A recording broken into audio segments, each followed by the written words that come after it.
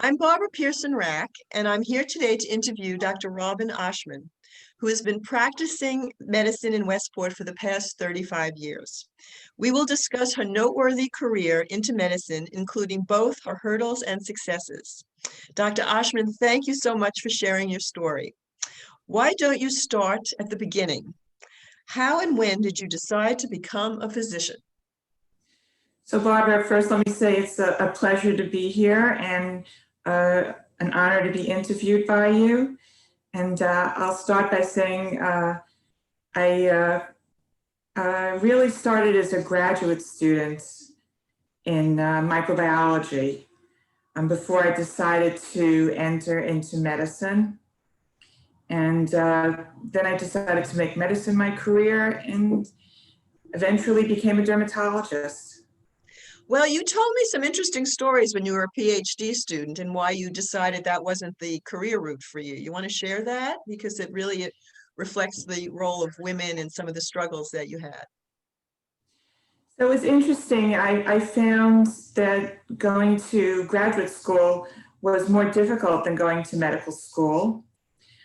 Your path wasn't guaranteed. It wasn't as though you did certain courses and then you became a graduate and you finished your PhD program. You had to do research. You had to interact with people closely in a department that was small.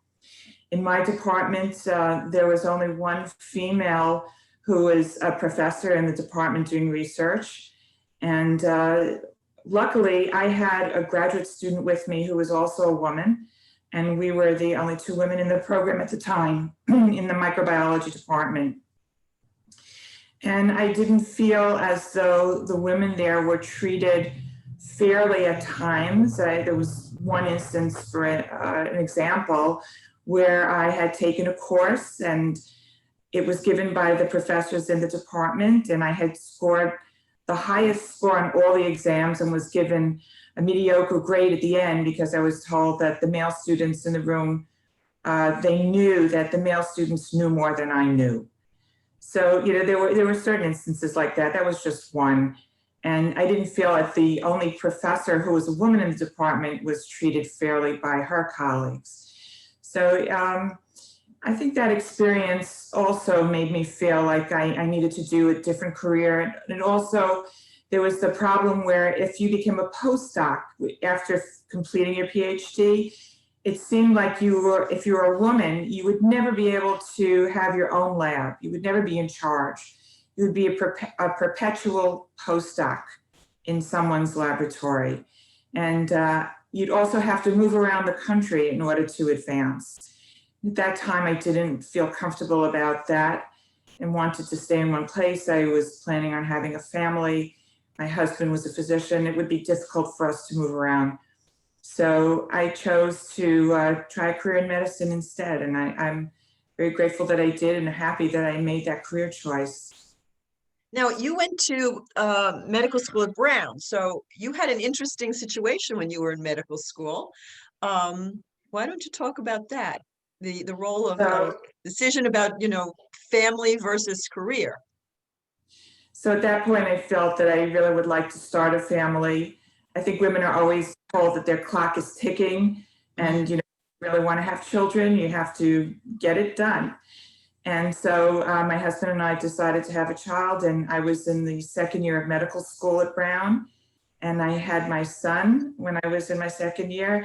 And I must say that the way that that was handled in the school was so comforting, and people were so generous in giving me advice and offering me different paths to take if I needed them, if I needed time off, if I needed to do rotations at a later date, if I wanted to take the following year off or the year that I was in the middle of. So I always felt that they were very supportive. And I think I was the only one that had a child at that point as someone going through medical school, as actually being the student going through medical school. The guys in the class whose wives had children, but I think I was the only woman in the class that had a child while going through the medical school course. And it turned out, I just took 2 weeks off and went back. And the second year, all lectures. It was easy to sit in a room and just start in again where I left off. And then I was lucky to have a supportive husband who helped me through that. It wasn't like I was a single parent. I had support at home. We were able to find help at home, and that made life easier for me. Well, that's amazing, because you're right. It's very difficult when you're in the field of medicine to start a family, because your training doesn't end after medical school. You train for years and years and years and years. And to get that break, you were very lucky that they were so supportive at that point. But then you went on to a residency and you noticed different things occurring there. So why don't you share those stories too? So after completing my MD degree and doing a year of medicine in Rhode Island, we moved and I got accepted into a dermatology program at Mount Sinai. And, here I was back at Mount Sinai again, because that's where I did my microbiology. And it was interesting. The dermatology department at that point didn't have any female attendings outside of the volunteer attendings that would come and help us with clinic. And there was one woman who was in her third year. It's a 3-year program. And she did become pregnant, and it was not accepted very well by the people there.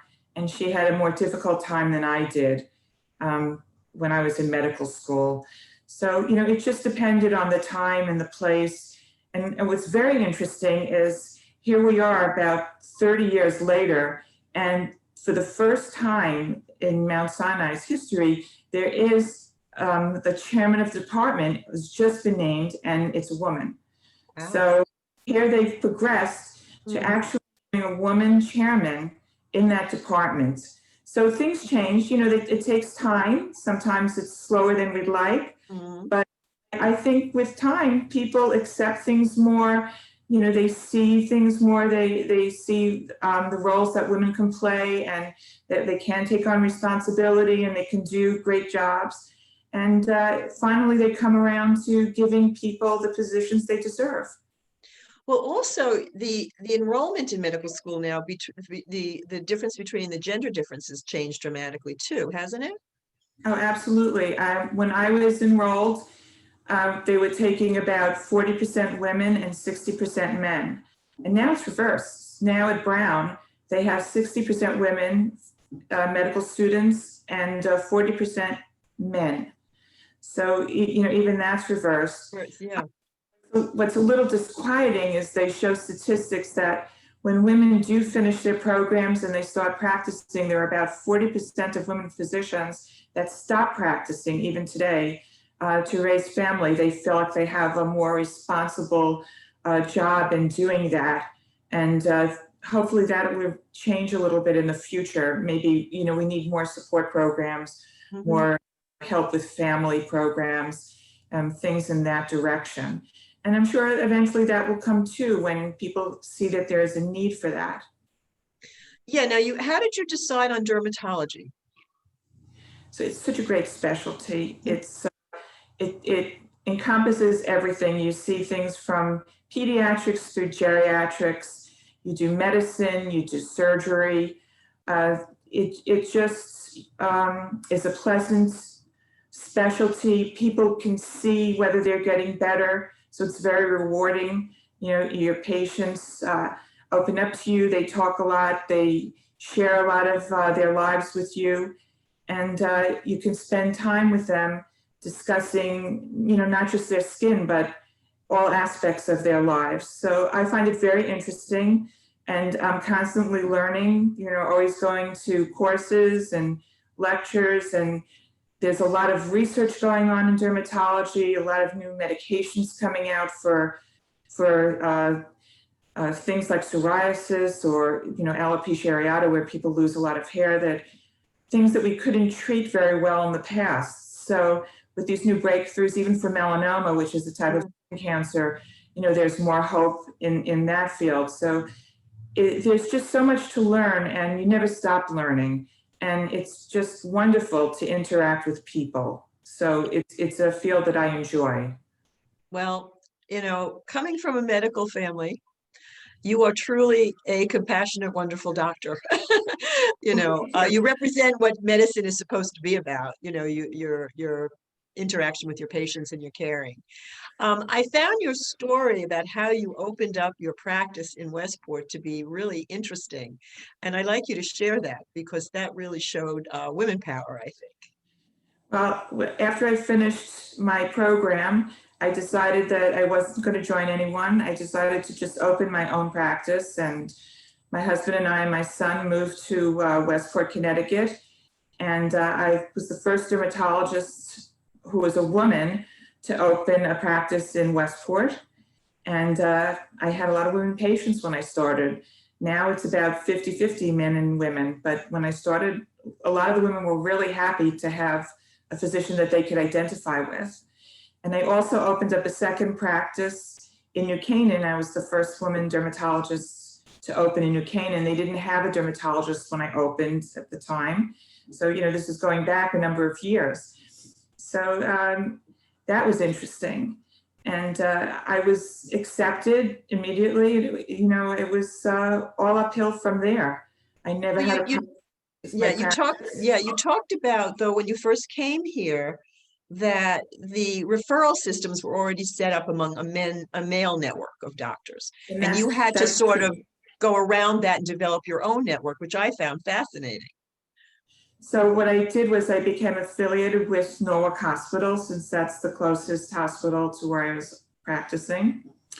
And soon realized that the physicians in the area, who were mainly male, had their own referral system. And it was very difficult to break into a referral system. And I can't blame them. They were used to sending patients to certain doctors. They had rapport with those doctors. They would discuss patients with those doctors. And they had a relationship that was difficult to enter. And at the time, it turned out that there were a lot of women physicians that were coming to Westport and Norwalk and the surrounding areas. And we met each other at the meetings at Norwalk Hospital, and we became friendly. And we decided that we would have our own type of referral system, and we would meet for lunch together. We had time to do that because we were just starting. And I guess once a month, we would just rotate to someone else's home, and we would enjoy lunch and just socialize and discuss patients and our lives and how to juggle a family and a practice and all kinds of interesting things that we met in our everyday lives. And then from there, I had joined the American Medical Women's Association, called AMWA, and that was established around 1915 for women physicians. So this was a national group, and they were very supportive, and they had women physicians from all walks of life, all specialties, surgery, medicine, any specialty that you could join. And they were very supportive in helping me create a local branch of the American Medical Women's Association. Mm-hmm. And we've had this branch for over 30 years, and I'm the president of that currently. And one of the reasons I chose to do that was to try to get more women who would speak at these conferences. At the time, the pharmaceutical companies were sponsoring dinners to educate doctors about their products. And whenever we would go to one of these dinners, they would always have a male speaker. They didn't have any women on their lists. They just didn't consider women when it came to talking about any kind of their products. So when I had my group, I insisted that if there was a talk that was given for our group, it had to be a woman physician who gave the talk. And that got more women on these lists and expanded their ability to get paid for speaking, which they didn't have the opportunity to get in the past. Also, I wanted to set up a group of just women physicians when we had these talks, because if you went to lectures and you saw the room was filled with men and women physicians, it was always the male physician who would raise their hand and ask a question. And I don't know if women were just too shy to ask the questions, or, I don't know what was going through their minds, but they just didn't. They were silent. And I figured, well, maybe they just need practice. Maybe they need an opportunity where they're the only ones in the room and they can practice asking questions. Something so simple is to ask a question. And it works. And because we had a room full of women, the women were asking the questions. And then you would see that when you go to these lectures, women became brave, and they felt their question was important, and they would raise their hand and ask it. So it gave them an opportunity to develop that aspect of speaking in a large room. And I think even today, women have difficulty, getting up to give lectures or speaking to an audience. So, it's just something, I don't know why, but maybe we don't get enough practice doing it. But this gives women more of a chance to practice that part of their capabilities. Well, you've really set up a system where in corporations it was lacking for so many years, that they weren't women executives who could mentor other women. But what you have done and what you started doing was really setting up this wonderful mentoring system for women, which I found to be fascinating and quite innovative. Because you're right, you were trying to help them get the recognition that they deserved and the confidence that they needed, which, is taken years and years and years in corporate America to do. So I applaud you for that, because that to me is amazing. And I guess that's going to be your legacy, I think, in terms of women in medicine, because of what you've accomplished doing that. Well, there are other aspects to medicine. There's something called organized medicine, where doctors are more political and they try to change laws or help their patients by changing laws. And we do that locally also through the Fairfield County Medical Association. And there's also the State Medical Society, the Connecticut State Medical Society. And I was lucky enough to be asked to join the Fairfield County Medical Association years ago. And at that time, again, there were very few women sitting around the table. And I went to the State Medical Society. There were times when I was the only woman in the room. So, in these places, I felt there also needed to be more women participating. When I was at the Fairfield County Medical Association, we had a woman president for the first time. I became a president of the Fairfield County Medical Association. Now I'm the chair of the board there, which women didn't have before. They didn't have that ability.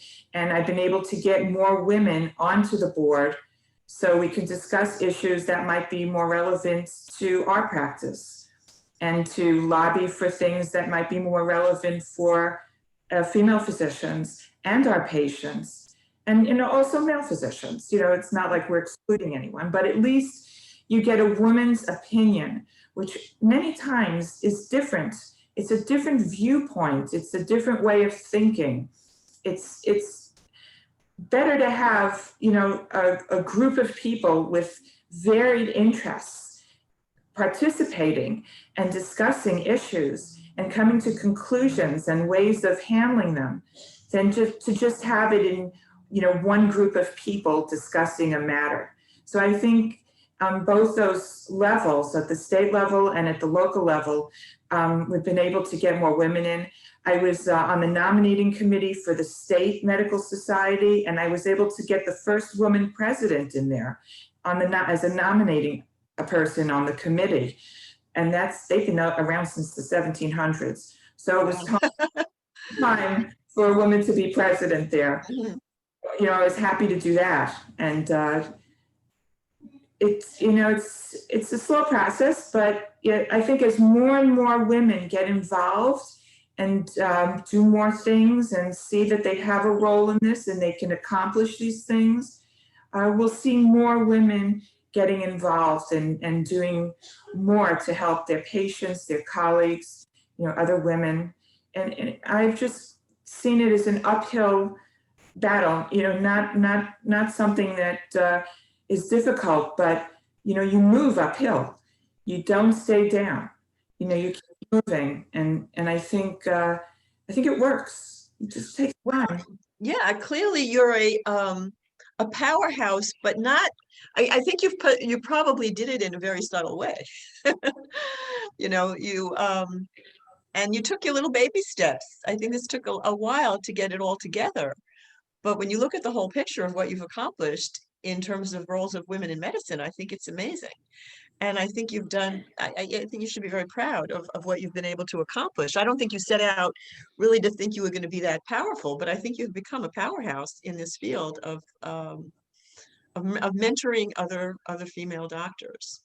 Well, I don't think people think about it. I think you just do things every day in your life. And when the opportunity presents itself, you just have to take advantage of the opportunity. I don't think it's something that's really planned. It's just something that happens. And I think you just have to be ready for it so that when the opportunity does present itself, you can take advantage. You're probably right. Is there anything else you would like to tell our viewers about this journey of yours? I mean, you've been practicing a long time, so It hasn't ended. You know, I'm still active in everything. I'm active in the community. I mean, I was a member of the Young Women's League when they had it in Westport, and you know, I enjoyed working with those people. You know, I just think it's great to work with women, and there are so many opportunities out there for all people to take advantage of, and we just need to do that. I think everybody needs to see where they can help and what they can do. And, you know, you don't just have to stay in what you're doing. Like joining the Young Women's League had nothing to do with medicine. Although I started the skin cancer screenings for Westport when I was, you know, with the Young Women's League. That was one of the projects that we did, and they helped me with that. So every year we do a free skin cancer screening for everybody around here. So that was helpful. So you never know where your help is going to come, and you never know, you know, where it's going to lead you. And so that's why it's good to just try a lot of different things and leave yourself open to all the opportunities that present to you. That's right, because life is never boring. Correct. If you approach it that way, life is never boring. It's never boring. There's always something. It is never boring. Never bored, never bored. I think that's wonderful. Well, I really appreciate your story, and I think a lot of people will be inspired by how you've you know, what you've accomplished and how you've included other women in your journey, which I think is very important. And I'd like to thank you so much. And I've enjoyed really meeting you and talking with you and learning all about how you became a physician and how you've developed and grown in your practice. So thank you so Thank much. you. Thank you, Barbara. It was a wonderful opportunity. It was great to be here with you. Good. Okay.